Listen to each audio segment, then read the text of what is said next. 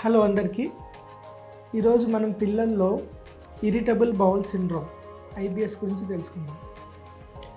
Irritable bowel syndrome అనేది పిల్లల్లో common condition, common digestive problem. 5 నుంచి 15% పిల్లల్లో ప్రపంచవ్యాప్తంగా ఐబిఎస్ అనేది ఉన్నది. ఈ ఐబిఎస్ అనేది ఒకటి ఫంక్షనల్ జిఐ డిజార్డర్, దీన్ని గట్ బ్రెయిన్ ఇంటరాక్షన్ డిజార్డర్ అని కూడా అంటాం. సో ఇది ఒక మల్టీ ఫ్యాక్టరల్ కండిషన్ వల్ల వస్తుంది. ఇది ఛాలెంజింగ్ కండిషన్ కానీ డేంజరస్ మాత్రం కాదు. ఇది ఎలా వస్తుంది ఐబిఎస్ అనేది, ఇది ఎగ్జాక్ట్ కారణం మనకు తెలియదు.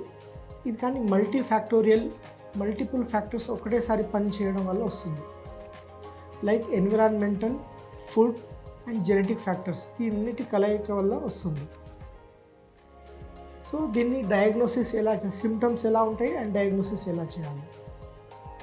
సిమ్టమ్స్ వచ్చేసి అబ్డామినల్ పెయిన్ లేదా discomfort, bloating and altered bowl habits like constipation, diarrhoea ఉంటుంది. దీని డయాగ్నోసిస్కి ఇది symptomatic diagnosis and with medical history ద్వారా దీన్ని డయాగ్నోస్ చేస్తాం. అప్లైయింగ్ రోమ్ 4 క్రైటీరియా అంటే కొన్నిసార్లు ఎండోస్కోపీ, కొలోనోస్కోపీ లాంటి పరీక్షలు అవసరం పడుతుంది to rule out other conditions.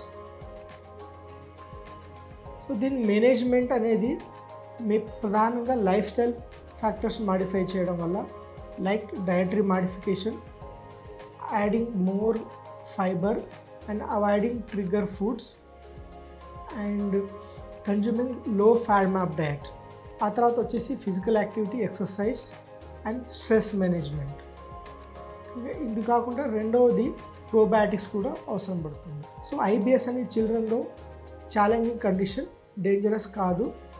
Food డైరీని మెయింటైన్ చేయడం ద్వారా ట్రిగ్గర్స్ను ఐడెంటిఫై చేయొచ్చు అండ్ ఈజీ మేనేజ్మెంట్కి యూజ్ అవుతుంది. Thank you.